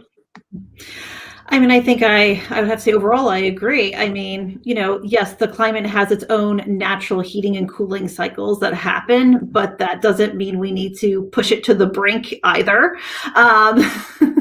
So, it is about balance. And I can't say I validated this, but I thought I remembered after a couple months in lockdown, someone saying that one of the holes in the ozone was starting to regenerate. And I remember hearing that and being like, you know what, there's so much positive that's coming out of this at the end of the day. And, there's always some good that happens from us doing things differently. And, like I said, it's all balance. Yeah, definitely. What is your thoughts, Jacqueline? Well, having retired from the electric company, as a matter of fact, I'm a Jersey girl, Patricia. I lived there all my life. PSENG, that's where I retired from. So yeah. So I have very mixed feelings about it, because I think a lot of the pollution is coming from the electric companies refusing to control emissions. I know that they've done a lot with the coal. I've worked at every industry. I worked at the oil, except for nuclear, the oil, the gas, the coal. So until they start taking it serious, I think we're still going to be in trouble, because it's not just the air; they're polluting the water. So it's a bigger problem than just the cars. So while we probably have made great strides by not driving, we've got to do more. No, I Somehow or agree. another, we've got to get them in check with how we generate electricity here in Indiana. And it's really, I don't know if anybody's been in Indiana, because it blew my mind away. We've got like miles of windmills. And when the first time I saw it going towards Michigan, it blew my mind. But we need clean energy. We need to come up with ways, not just with the cars, to generate clean energy. And it's a step in the right direction, but there's a lot more that needs to be done. Oh yeah, I agree with you. There's a lot more that needs to be done, and I know one of my great fears is that whether it was the energy company, or whether it was apartments, or whether it was a number of other businesses, a lot of folks did give people breaks, or they kind of like put holds on payments and things of that nature, or gave discounts, but then they didn't necessarily like stop the whole collection process, which means that as the pandemic continues, there are going to be people with a whole lot of debt owed once they decide to go after them and everything, because there are a lot of folks that might have 6 months worth of rent that they have not been collected on, but at some point, unless the government steps in there and puts a hold on that, those folks are going to have to pay 6, 12, 18 months worth of rent times whatever they owe, and that could be a whole lot of money, because I've already been of the opinion that a lot of our rents throughout the country are higher than they need to be. But that's just my thoughts. I don't know if any of you have had to deal with apartments or anything, or if you got any thoughts on that. So, Brandon, how is it there in Oklahoma in terms of rents and things of that nature? Generally, the cost of living is lower in Oklahoma than many other states, especially western or eastern states, but the rents are higher than they probably should be. Of course, the cost to get into an apartment is, you might as well try to get a house if you can, or try to get a mortgage if you can. I know, dealing with the types of clients that I've dealt with, I know, and doing the networking that I've done over the past decade, I know a lot of people in real estate. So I understand the plight of both tenants and landlords from both sides. So of course, the landlords feel a certain type of way, the whole laws coming down about whether or not you can evict, whether or not you got to let the tenant stay in without being able to pay their rent for a certain amount of time. And then from the tenant side, the tenants are like, well, I mean, you guys are the one, you're rich investors. What do you have to worry about? What do you have to complain about? That kind of thing. So there's a dynamic there that's really challenging. But in general, the price of the rent has risen, of course, over the past several years, over the past 5 to 10 years at least. So finding a nice place at least a place in a safe neighborhood costs a little bit more. Obviously, the less safe neighborhoods don't cost as much, whether that's an apartment or a house. So that's really the reality of it. So if you can pay your rent, pay it. If you can give your tenants a break, give them a break, or negotiate something. I think that's a little bit more of the issue than the price. It's more of people's ability to pay and Right. landlords, their ability to collect. Yeah, I agree with you on both of those points and everything. Patricia and Jacqueline, what are your thoughts about where we are in terms of that part of the economy? And then the other thing that I was going to bring into this conversation as we get ready to wind down and everything is I'm actually of the opinion, and I'd love to hear your thoughts on this as well, that the whole Black Lives Matter movement has had us really get to examine where we are with our police reform, and I would even argue our prison industrial complex reform as well, because I actually think that there needs to be some work done in both of those categories, and that we're being forced to deal with those issues because of things like the trial that Derek Chauvin is part of, and definitely the whole George Floyd incident and a number of other incidents that continue to happen. It's also getting us to deal with gun control as well. But I was just wondering your thoughts about how these issues are getting us to examine a lot of very powerful issues in the world. So for me, one thing that my father taught me when I was young, he told me, and this is just the way my parents thought, he did not want me to rent because he said renting was making somebody else rich. Mm-hmm. So I bought my first house at 29 after being divorced, a single mom with 2 kids. And I also instilled that in my kids. My daughter bought her first house at 23, and my son bought his first house at 25. Now it comes with its challenges, but the bottom line is, to me, you own it. And that's something I think that we need to be, it's like a business. You're investing in you, because when you sell that, you're going to get a return on your investment if you stay there long enough. I bought my house at $56,000, and I don't even remember I think 1986, and sold it for $125,000. That's big, big deal. So, I mean, I know that when I got ready to move to Indiana, I was looking at apartments. The apartments were ridiculous. I mean, they wanted like, I don't know, $1,800 for a 2-bedroom, and I could buy a house and get much lower than that. It didn't even make sense. I had a house in North Carolina, so I had something to work with. But to me, the renting thing, I mean, it's not for everybody, and I know that. But if possible, it's like it's a business. You're investing.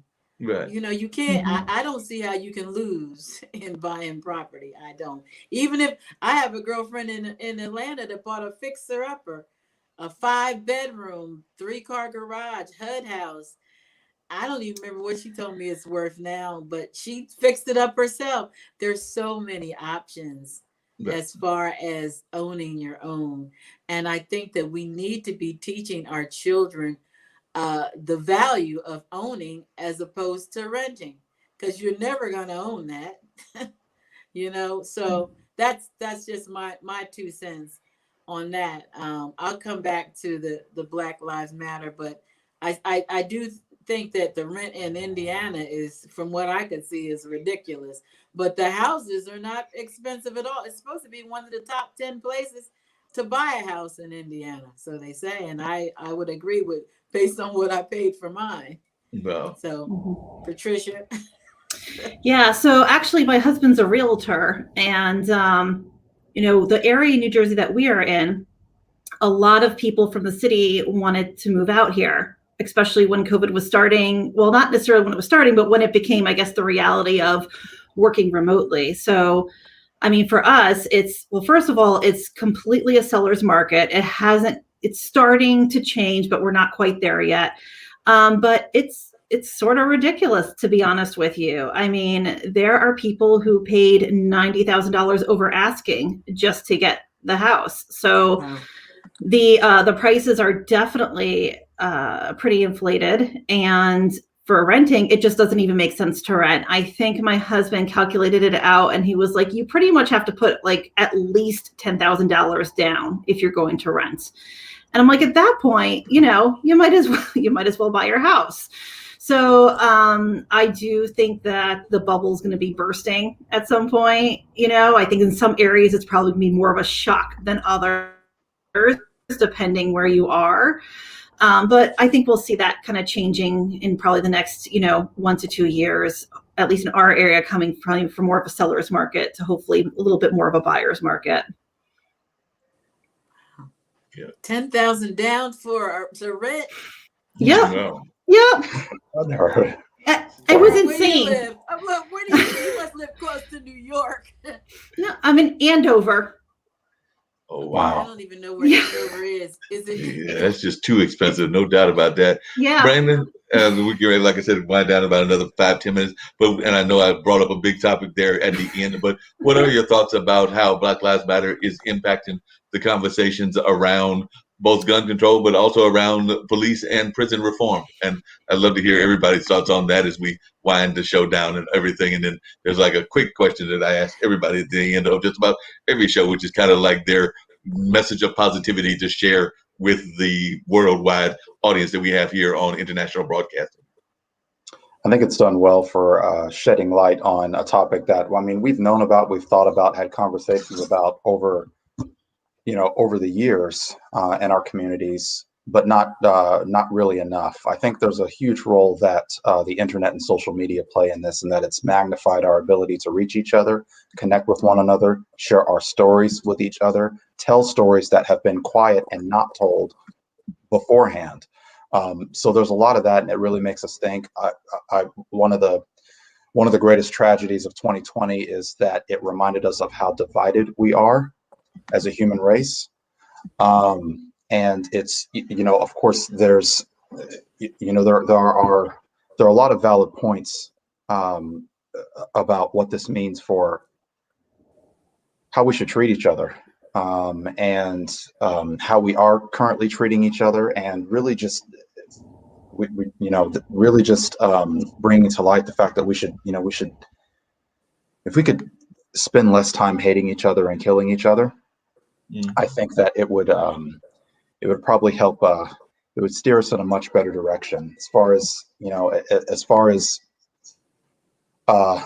police brutality, police relations. There are a lot of good cops out there of all races that are doing the right thing, that are actually trying to protect people, that are actually caring for their fellow man, that are actually trying to help uphold the law so that everybody is protected and taken care of. And then there are corrupt ones as well. There are people with guns that want to protect their families in case an intruder breaks in, or maybe they want to go out hunting. And there are people with guns that cause mass shootings seemingly every week now. So we just have to be aware there's something seems to be more fundamental at the core. What's going on inside a person? What are they dealing with? What's turning them to this? What causes somebody to want to hurt somebody else? Go to the lengths that they do to hurt somebody else, kill somebody else, take them out of the world, rob them of a son or a daughter, or a sister or a brother. Those issues of the day have been magnified so greatly that they can consume us. But it's certainly something we need to be aware of, and something that we need to work out. Yep, I agree with you on that. What are your thoughts, Patricia? And then I'll come to Jacqueline as well. Like I said, we got a few more minutes to go. So, interestingly enough, my neighbor is a Newark police officer. And when this was, especially in the height of things, I spoke with her and I asked her, I said, I'm not hearing a lot about Newark, but, with that said, what's your take and your thoughts on all this? And she said, you know what, we're not having a problem because we have a relationship with the community. And, obviously she went in more detail with that, but I think that just says a lot. That at the core of a lot of this, it's our relationships with each other. It's our relationships within the community. It's the police relationships with the community.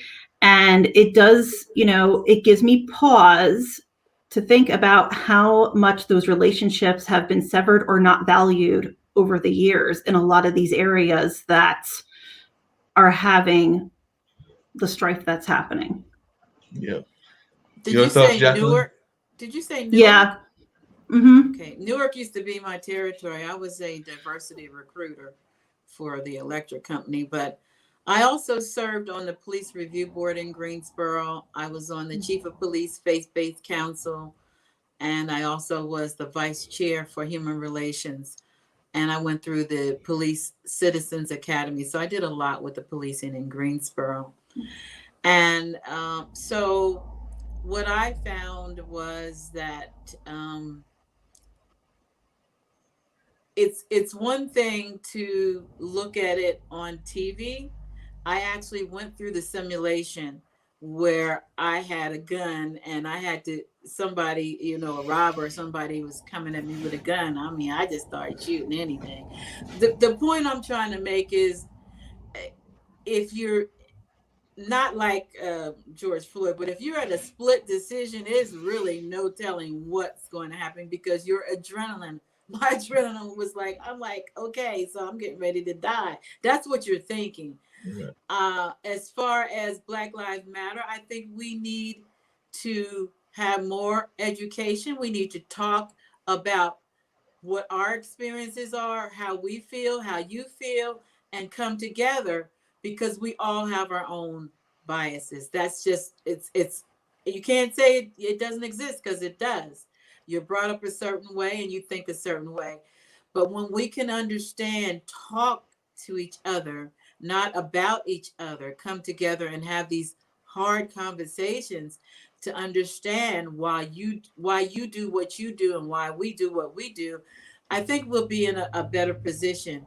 And this is not anything new.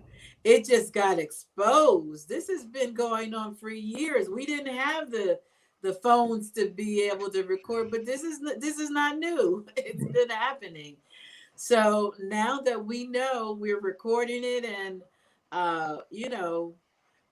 all of this stuff is going on TV and to the public, one thing, like Patricia says, we have to build relationships. Community policing is something that Greensboro started doing.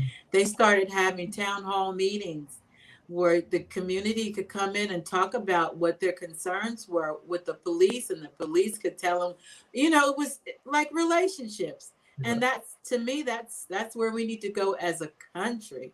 Everybody needs to be in on the conversation. And I think that's the only way we're going to move past this if we ever do. No, I definitely agree with you on that and everything. And actually, we just recently found out that we lost our police chief that was doing a lot of very positive work and everything because she's now heading to Memphis. So CJ Davis was doing a lot of work around gang work and everything, but she just took the job in Memphis. So she just, that was announced in the newspaper earlier today. So like I said, she's doing a lot of positive work in terms of dealing with the gang aspect that was going on and doing a lot of other things that were going on, even with gun violence. So now we've got to like start back from scratch. So I know she was doing some very progressive work, and hopefully the new leadership will continue on her legacy. And Memphis, in my opinion, is getting a great police officer and a great police leader because she was doing a lot of great work and has actually been involved in like the national organizations. I think that's how Memphis found her and everything. But one of the things, as I said, that I do at the end of every show, and if you can just give me a short answer and everything, is that I always get my guests to give a word of positivity that they would like to share with our global audience. So I'll start with you, Brandon. A word of positivity that you would like to share with our global audience, and then that'll wrap up this edition. I've thoroughly enjoyed having all three of you engaged in this great conversation, and I think that it was another fun conversation here as well. So I'll just give you with that thought before getting Brandon and the two ladies' answer. So Brandon, a word of positivity. Perseverance. Cool. What about you, Patricia? A word of positivity. It can be a whole statement or it can be a word. Okay, I was going to use 2 words. Trust yourself. Okay, cool. And yourself, Jacqueline? Keep the faith. Definitely some great words. Let's see if I got them right. Perseverance, trust yourself, and keep the faith. And definitely unity is one that I always believe in as well. So unity would be the word that I would use in this conversation. So I do want to thank all of you for being guests on this show. Real quickly, I forgot that I need to have everybody know how they can reach you. So Jacqueline, how can folks reach you? Patricia and Brandon. So I did have one other quick question. So Jacqueline, how can folks reach you? Right. So you can go to blackwomanempowered.org. You can follow all of our social media pages. You also can send us an email on that page. That's blackwomanempowered.org. Thank you. Patricia? So you can either reach out to me at resiliencyreframe.com. You can send me an email through that, or you can also send me a message on Instagram, Resiliency Reframed. Thank you. And what about you, Brandon? You can visit recipesforbusiness.com. You can sign up for our weekly newsletter, connect with me on social media or Zoom. Recipesforbusiness.com. Sounds great. As I tell many of my guests, I would love to have all 3 of you back at some point or another. So hopefully you'll get another invitation. Don't know if it'll be the same group or maybe I'll put you in with other folks as well. But I've thoroughly enjoyed the conversation. And so I might be inviting you to come back and share more of your insight on a later edition, both of this show as well as the other 2 shows that I do here on International Broadcast Media as well. So on that note, I'm going to hit our beginning theme music, which is also our ending music, which is that lovely robot. And I don't know why they stuck me with a robot, since I have nothing to do with robots whatsoever. But that's how we'll end this particular show. And I want to thank all 3 of you for being my guests on this particular afternoon. Thank you, Mark. Thank you. Thank you so much.